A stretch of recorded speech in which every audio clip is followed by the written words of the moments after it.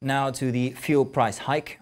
The leaders of the Nigeria Labour Congress and the Trade Union Congress met with representatives of the federal government at the office of the Secretary to the Government of the Federation over the recent hike in fuel prices.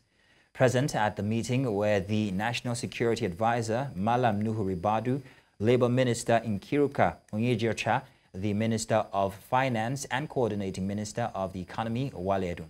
Others in attendance include Mohammed Idris, Information Minister Heineken Lokpobiri, Minister of State for Petroleum Ekperikpe Ekpo, Minister of State for Petroleum Resources, and representatives of the Nigerian National Petroleum Corporation Limited. The outcome of the meeting is yet to be made public. Now joining us on the news to discuss this is Dr. Edun, a public affairs analyst. Dr. You're welcome. Thank you for joining us this morning. All right, Dr. I'm hoping that we can hear you. Hopefully your device is not on mute. But I'm going to go ahead and ask my first question now. We hear that the representatives of the Nigeria Labour Congress and the Trade Union Congress are in a meeting with the federal government. Though we've not heard any outcome, what expectations are you expecting? Okay, if you remember, let me take you a bit back so that we can put this in perspective. The Labour Union came out to say that one of the agreements they had with the federal government was the fact that nothing will tamper with fuel price at this point, and that's after they've gone back and forth on the minimum wage, which is Labour had actually demanded about 500,000. They moved to about 250,000, and at a point they had to agree for about 70,000 because there was this caveat in the entire discussion that pump price will reasonably be stable. And at this point in time, moving the price from where it was to over 1,000 naira without consultation with Labour is something that I think is not noble enough. So from here, we can peep into the hall, into the meeting table, and know that the conversation is around the fact that, oh, we do not want to see the federal government as a betrayer. Because if we had a conversation and we had an agreement and we agreed that, oh, we can actually settle for around 70,000 without any tampering with the fuel price, and the federal government is seemingly coming from the back door to have this increase, I think is point of concern. So I think Labour will be insistent on reversal to the old price. Unfortunately, we are not even talking about the price of petrol any longer. We're also talking about scarcity. And one of the things we're expecting is that even if it's around 800 and 900, there will be surplus of it in the community places. But it's just too tragedy of increase and scarcity. And I think that's what the conversation was all about. So if there's no going back on the price, seeing that there's this insistence on the removal of subsidy, what could be put in place by governments to alleviate the hardship of the people in the country and the ripple effect of this fuel price increase?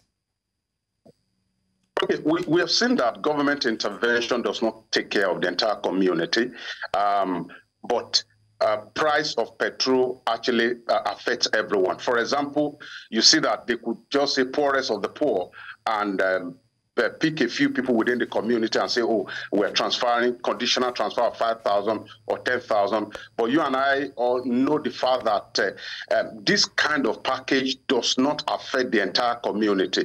And you cannot have a population of over 250 million people who are heavily dependent on petrol. And this has been my agitation. I am not even concerned about how much people buy petrol. I'm concerned about the fact that there are things that can be done that can separate the lives of people from dependence on petrol. For instance, if electricity is available and accessible by the people, you discover that they are dependent on petrol will be reduced.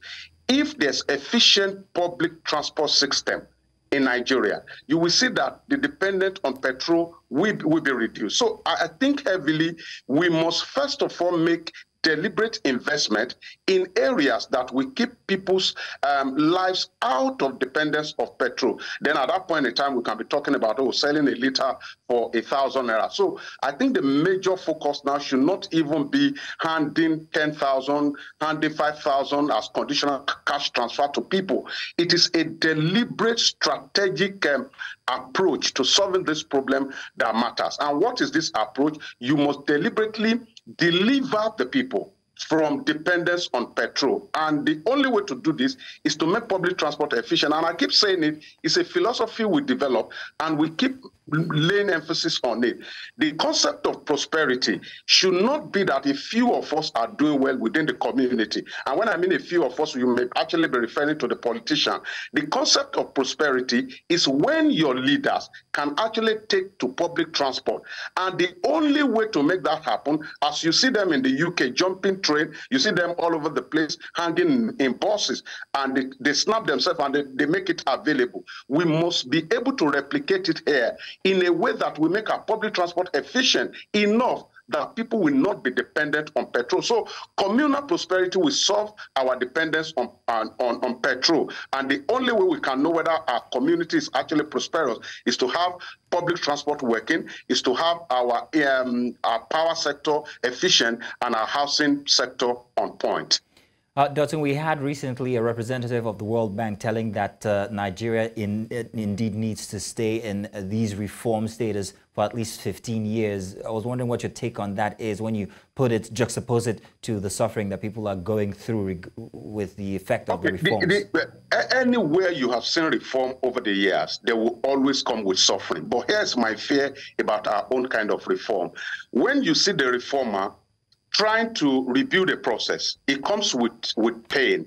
And one of the principles of change management is also to oil the chain of change so that it doesn't shock your people to death. That's one. Number two, the reformer also must prove to the people that it doesn't have interest to benefit from the process of reformation. What we've had now is that we believe that we have a reformer in power, but the fear of the community is that the reformer is reforming in a way that shows that maybe at the end of the day, he has something he wants to directly benefit. And I'm going to quote the People's Democratic Party, the PDP, who has consistently accused the federal government of having interest, even in the Lagos-Calabar road that the government is constructing. So there have been acquisitions here and there. So our fear as a people is not the pain that comes with the process of reformation. It is the fact that we suspect so strongly that maybe the reformers also have interest. And once the reformer has interest or benefit in the process of reformation, the people become the victim. And ordinarily, the people are supposed to be the beneficiary of the process of reformation. So that's just the fear. Well, thank you very much, Dotun. That's, well, your submission is well taken. Thank you indeed. It's a pleasure.